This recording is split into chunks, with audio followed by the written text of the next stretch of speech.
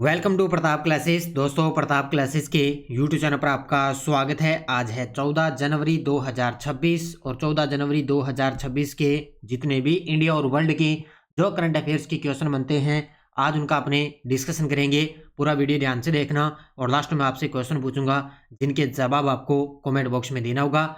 आज अपने पढ़ेंगे राष्ट्रमंडल के स्पीकर्स और पीठासीन अधिकारियों का 28वां सम्मेलन, उत्तर प्रदेश क्षेत्रीय एआई इम्पैक्ट सम्मेलन 2026 का आयोजन और भारत की ब्रिक्स अध्यक्षता 2026 की आधिकारिक थीम क्या रहेगी, इनकी आज हम चर्चा करेंगे पूरे लेटेस्ट न्यूज़ के साथ में। डेली आपको सुबह ये 8 बजे करंट अफेयर्स की क्लास आपको मिलती है। और सभी साथी एक बार करें सेशन को लाइक शेयर। और आज 14 जनवरी 2026 सभी साथियों को मकर संक्रांति की बहुत बहुत शुभकामनाएं।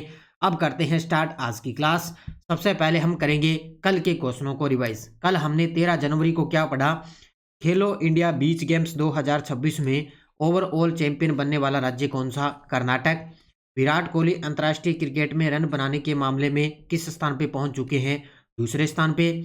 PSLV C-62 रॉकेट का प्रक्षेपण कब किया गया, जिसमें EOS N1 उपग्रह को ले जाया गया था? वो है 12 जनवरी 2026 को। डीआरडीओ ने main portable anti tank guided missile का सफल परीक्षण कब किया? 11 जनवरी 2026 को। भारतीय सेना ने साझा शक्ति अभ्यास का आयोजन किस राज्य में किया? महाराष्ट्र के अंदर। मेजर स्वाति शांता कुमार को संयुक्त राष्ट्र महासचिव पुरस्कार 2025 किस श्रेणी में प्रदान किया गया? जेंडर श्रेणी के अंदर। गोवा के प्रतिष्ठित उद्योगपति श्रीनिवास डेम्पो को इटली ने कौन सा सर्वोच्च नागरिक उपाधि प्रदान की? वो है Cavaliere dell Ordine della Stella d' Italia. और इलेक्ट्रॉनिक और सूचना प्रौद्योगिकी मंत्रालय ने भारतीय प्रौद्योगिकी संस्थान IIT मद्रास में कौन सा प्लेटफॉर्म लॉन्च किया? तो वो किया है परम शक्ति लॉन्च किया। तो ये थे कल के क्वेश्चनों का रिवाइज हमने कर लिया। ये अपनी वार्षिक करंट अफेयर्स की टेस्ट सीरीज है 2026 की। प्रताप क्लासेस का एप्लीकेशन डाउनलोड कर लेना, वहाँ पे आपको डेली क्लास का टेस्ट मिल जाता है, डेली PDF, वीकली टेस्ट आपको मिल गया, मंथली टेस्ट आपको मिल जाएगा और मंथली PDF आपको मिल जाएगी। तो 2025 का पूरा मिलेगा और 2026 का भी पूरा, यानी कि 31 दिसंबर 2026 तक आपको इसके अंदर करंट मिलेगा। तो जरूर आप ये ज्वाइन करें। इसके अलावा अपनी फर्स्ट ग्रेड की भी करंट की टेस्ट सीरीज चल रही है, वो भी आप ले सकते हो। तो अब करते हैं स्टार्ट आज की क्लास। 14 जनवरी 2026 पहला प्रश्न आपके सामने। और जितने भी साथी लाइव जुड़ चुके हैं, एक बार सेशन को करेंगे लाइक शेयर। राष्ट्रमंडल के स्पीकर्स और पीठासीन अधिकारियों के 28वें सम्मेलन की मेजबानी कौन सा देश करेगा? ये देखो आपके सामने तस्वीर के अंदर राष्ट्रमंडल यानी कि CSPOC। तो राष्ट्रमंडल के स्पीकर्स, जितने भी स्पीकर्स हैं और जितने भी पीठासीन अधिकारी हैं, उनका 28वां जो सम्मेलन होगा उसकी मेजबानी कौन सा देश करेगा? तो वो करेगा अपना देश भारत है। और अपने देश भारत के अंदर इसका आयोजन होगा कहाँ पे? नई दिल्ली के अंदर। ये देखो अपने 18वीं लोकसभा अध्यक्ष हैं ओम बिरला जी, इनकी अध्यक्षता में इसका आयोजन किया जाएगा। तो ये देखो आपके सामने तस्वीर में, अभी हाल ही में इसका 15 से 16 जनवरी 2 दिन इसका आयोजन चलेगा। देखो डिटेल। अब इस प्रकार के प्रश्न अच्छे तरीके से पढ़ लेना। आयोजक देश हो गया भारत। भारत में कहाँ पे? नई दिल्ली के अंदर। सम्मेलन का नाम राष्ट्रमंडल के स्पीकर्स और पीठासीन अधिकारियों का 28वां सम्मेलन होगा, CSPOC। आयोजन तिथि 15 जनवरी 2026 से 16 जनवरी 2026 तक, 15 और 16 जनवरी को चलेगा। इसमें 60 से अधिक राष्ट्रमंडल देशों के विभिन्न अर्ध स्वायत्त विधायकों को स्पीकर एवं पीठासीन अधिकारी भाग लेंगे। यानी कि लगभग जो 60 से अधिक जो राष्ट्रमंडल देश है, उनके जो स्पीकर और पीठासीन अधिकारी है, वो इसके अंदर भाग लेंगे। इसके अलावा इसका उद्घाटन करता रहेंगे प्रधानमंत्री मोदी जी। याद रखना, गजब का प्रश्न है। और 28वें संस्करण के लिए लोकसभा अध्यक्ष ओम बिरला इस सम्मेलन के अध्यक्ष है। ये गजब का प्रश्न है। इसी प्रकार का प्रश्न छपेगा एग्जाम में, क्योंकि इसके अध्यक्ष कौन रहेंगे? ओम बिरला जी। और इसका उद्घाटन कौन करेंगे? प्रधानमंत्री मोदी जी। इस सम्मेलन के समापन के बाद लोकसभा अध्यक्ष ओम बिरला औपचारिक रूप से CSPOC का अध्यक्ष पद है वो ब्रिटेन के हाउस ऑफ कॉमन्स के स्पीकर लिंडसे होयल को सौंपेंगे। यानी कि अब की बार तो मेजबानी किसको है? अब की बार इस सम्मेलन की मेजबानी भारत को मिली है ना। तो अब की बार इस सम्मेलन का जो समापन हो जाएगा तब है ओम बिरला जी जो सीएफसी का अध्यक्ष पद है वो ब्रिटेन के हाउस ऑफ कॉमन्स के स्पीकर है लिंडसे होयल को सौंपेंगे। ये आपको याद रखना है अच्छे तरीके से। तो ये सारी चीज़ें अच्छे तरीके से पढ़ लेना, क्योंकि कल 15 और 16 जनवरी को इसका आयोजन होगा।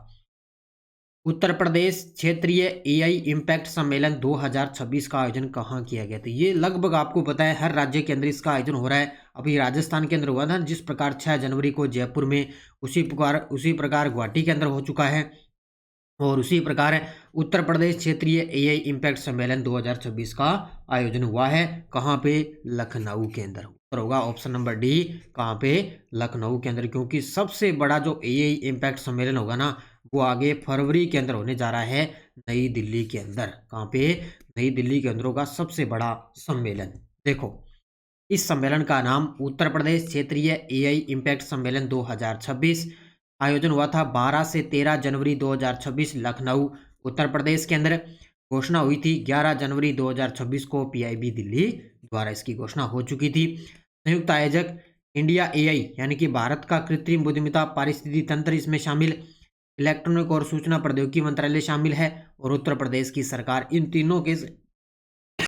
तीनों के सहयोग से इस सम्मेलन का आयोजन किया गया था। इसका उद्देश्य क्या है?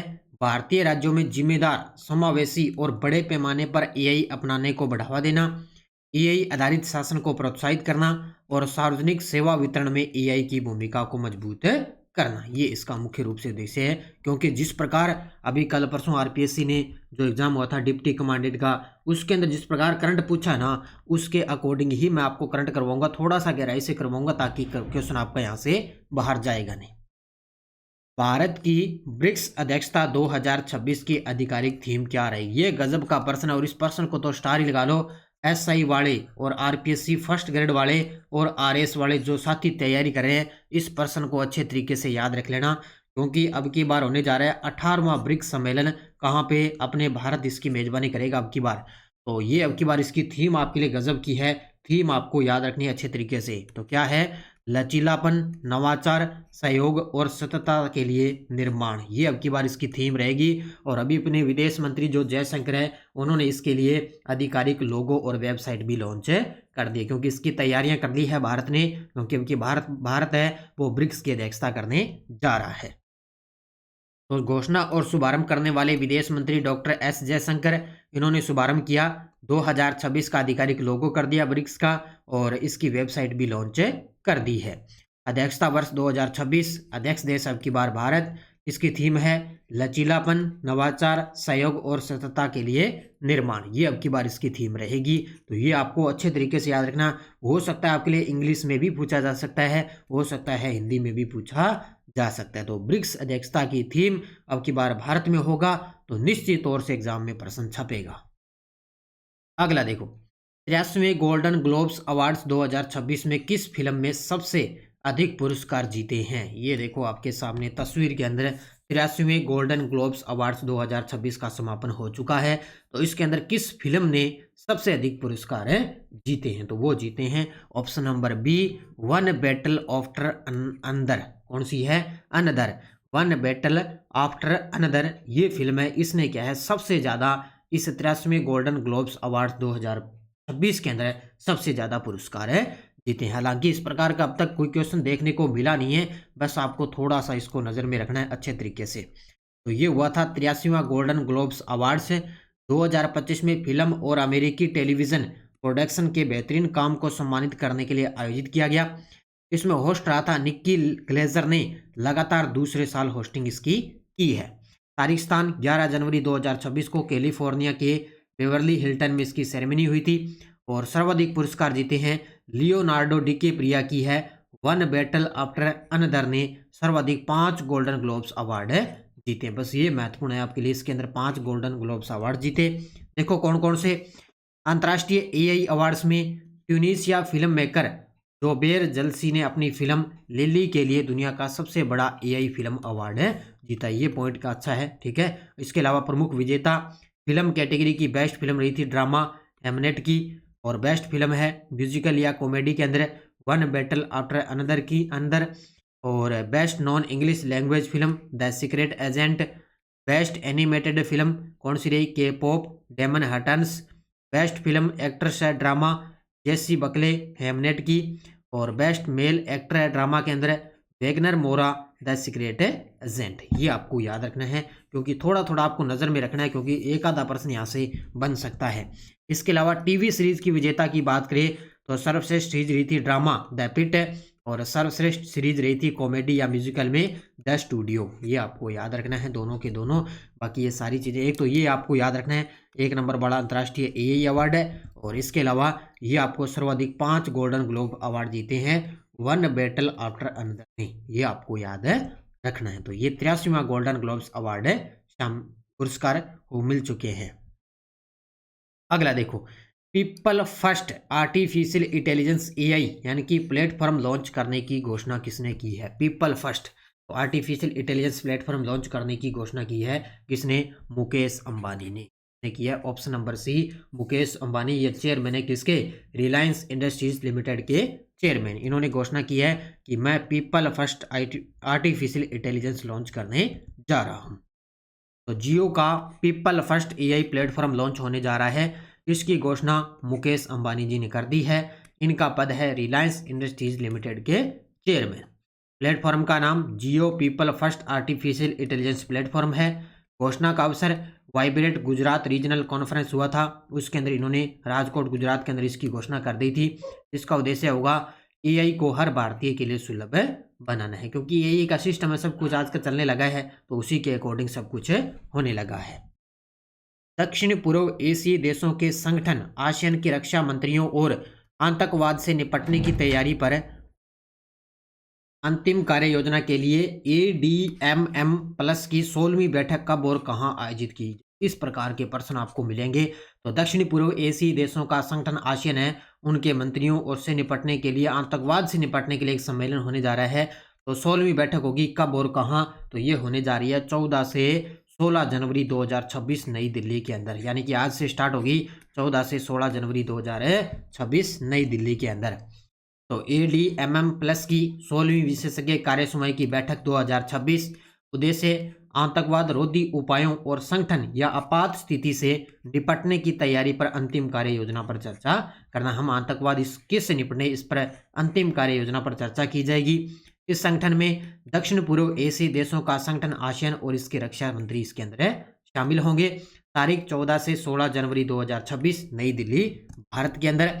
इसका सह अध्यक्ष रहेगा भारत और मलेशिया। अब ये आपको गजब का याद रखना है, सह अध्यक्ष कौन रहेंगे? भारत और मलेशिया। विशेष सत्र आपात स्थिति या संकट से निपटने के लिए टेबल टॉप एक्सरसाइज का अंतिम संवादात्मक सत्र 14 जनवरी को आयोजित हुआ था। अब टेबल टॉप अभ्यास होता है ना किसके बीच में? भारत और मलेशिया के बीच में। और मलेशिया 2026 में अगली विशेषज्ञ कार्य समूह बैठक के दौरान टेबल टॉप एक्सरसाइज की मेजबानी भी करेगा। जब ये युद्धाभ्यास होगा तब इसके बारे में करेंगे। विशेष तौर से आपको याद रखनी है आज की तारीख 14 से 16 जनवरी नई दिल्ली। केंद्रीय गृह और सहकारिता मंत्री अमित शाह जी ने BSL-4 बायो कंटेनमेंट फैसिलिटी का शिलान्यास किस राज्य के अंदर किया है? ये देखो आपके सामने तस्वीर के अंदर, क्योंकि गृह मंत्री अमित शाह जी और कहीं ना कहीं जाते रहते हैं। उत्तर होगा कहाँ पे? गुजरात के अंदर। गुजरात के अंदर अमित शाह जी ने BSL-4 बायो कंटेनमेंट फैसिलिटी का शिलान्यास किया है। देखो, केंद्रीय गृह और सहकारिता मंत्री अमित शाह जी ने गांधीनगर गुजरात में गुजरात बायोटेक्नोलॉजी रिसर्च सेंटर की BSL-4 बायो कंटेनमेंट फैसिलिटी का शिलान्यास किया है। राष्ट्रीय महत्व पुणे की वायरोलॉजी इंस्टीट्यूट के बाद यह भारत की दूसरी उच्च स्तरीय BSL-4 लैब रहेगी, यानी कि सबसे बड़ी जो लैब है वो पुणे के अंदर है, और ये भारत की दूसरी सबसे बड़ी लैब रहेगी। यह किसी राज्य सरकार द्वारा बनाई जा रही पहली BSL-4 लैब है, और इसका श्रेय गुजरात को ही जाता है। किसी राज्य सरकार के द्वारा ये लैब बनाएगी। यह BSL-4 बायोसेफ्टी लेवल 4 लैब है, जो अत्यधिक खतरनाक वायरसों के अध्ययन और शोध के लिए इसको डिजाइन किया गया, यानी कि जितने भी बीमारी से संबंधित जो खतरनाक जो वायरस है उनके अध्ययन के लिए इस लैब को तैयार किया गया है। तो आपको याद रखना है अच्छे तरीके से, ठीक है। तो ये कहाँ पे हुआ? गुजरात गांधीनगर में। अरुणाचल प्रदेश की कमला जल विद्युत परियोजना को हाल में सार्वजनिक निवेश बोर्ड की स्वीकृति मिली है। इस परियोजना का मुख्य उद्देश्य क्या है? तो अरुणाचल प्रदेश के अंदर कमला जल विद्युत परियोजना है, उसको क्या है, सार्वजनिक निवेश बोर्ड की स्वीकृति मिल चुकी है, जिसका उद्देश्य क्या है, हरित यानी कि ग्रीन ऊर्जा उत्पादन और बाढ़ नियंत्रण में योगदान है देना। क्योंकि इस प्रकार की जो परियोजना है ना वो सीधे एग्जाम के अंदर छपेगी, तो उत्तर होगा इसका ऑप्शन नंबर है बी। देखो परियोजना का नाम है कमला जल विद्युत परियोजना। क्या है, कमला जल विद्युत परियोजना। अरुणाचल प्रदेश के कामले का दादी और कुरंग कुमे जिलों में कमला नदी पर, ये कमला नदी यानी कि सुबनसिरी नदी की सहायक नदी है कमला नदी, उसी नदी पर है कमला जल विद्युत परियोजना। सार्वजनिक निवेश बोर्ड द्वारा जनवरी 2026 में इसको मंजूरी मिली है। इसकी स्थापित क्षमता रहेगी लगभग 1720 मेगावाट और वार्षिक उत्पादन रहेगा, अनुमानित है इसका 6869.92 मिलियन यूनिट है हरित और स्वच्छ ऊर्जा उत्पादन है करना, ये इसका वार्षिक उत्पादन रहेगा। तो कमला जल विद्युत परियोजना अरुणाचल प्रदेश में स्थित है। अब देखो आपके सामने वन लाइनर करंट। भारत के विदेश मंत्री एस जयशंकर ने हाल ही में फ्रांस, जर्मनी और पोलैंड के नेतृत्व वाले विमर ट्रायंगल में भारत की पहली बार नेतृत्व किया है। यानी कि विदेश मंत्री हैं अपने एस जयशंकर है, इन्होंने फ्रांस, जर्मनी और पोलैंड के नेतृत्व वाले विमर ट्रायंगल के अंदर भारत की तरफ से पहली बार नेतृत्व किया है। उपराष्ट्रपति सीपी राधाकृष्णन ने दिल्ली विश्वविद्यालय में नशा मुक्त परिसर अभियान का शुभारंभ किया। ये आपको याद रखना है, सीपी राधाकृष्णन ने दिल्ली विश्वविद्यालय में नशा मुक्त परिसर अभियान का शुभारंभ किया है। तो ये आपको वन लाइनर अच्छे तरीके से याद रखने हैं। ये टेलीग्राम ग्रुप है, कोई सूचना आती है, कोई लिंक आता है, कोई नोटिफिकेशन, सब आपको टेलीग्राम पे सूचना मिल जाती है। अब देखो कितने साथी लाइव जुड़े हुए हैं और वीडियो पे आप लाइक देख सकते हो। भाई ऐसा मत किया करो, सभी साथी वीडियो को लाइक और शेयर जरूर किया करो। कंटिन्यू आपको डेली आपको 8 बजे ये क्लास आपको मिलती रहती है। 6 जनवरी 2026 को देश की पहली पूरी तरह से पेपरलेस जिला अदालत का वर्चुअली उद्घाटन कहाँ हुआ, तो ये हुआ था वायनाड जिला केरल के अंदर। 53वें मुख्य न्यायाधीश जस्टिस सूर्यकांत ने इसका उद्घाटन किया। बहुत सारे विद्यार्थियों ने बड़े गजब के जवाब दिए। अब देखो क्वेश्चन फॉर यू, केंद्रीय शिक्षा मंत्री धर्मेंद्र प्रधान ने विश्व पुस्तक मेला का उद्घाटन कहाँ किया, मुंबई, कोलकाता, दिल्ली, चेन्नई। इसका जवाब आपको कमेंट बॉक्स में देना है। तो ये थी आज की अपनी क्लास। ये अपनी स्कूल व्याख्याता की करंट की टेस्ट सीरीज चल रही है, राष्ट्रीय, अंतर्राष्ट्रीय, राजस्थान तीनों का करंट आपको एक साथ मिल रहा है। एसआई की करंट की चल रही है, सीएटी की चल रही है, ये भी आप ज्वाइन कर सकते हो। तो सभी साथी करेंगे वीडियो को जाते जाते लाइक शेयर। ये अपनी 14 जनवरी 2026 की करंट अफेयर्स की चर्चा कर ले। आज की गजब की क्लास है और इसको अच्छे तरीके से 1-2 बार पढ़ लेना। धन्यवाद। जय हिंद, जय भारत, जय राजस्थान।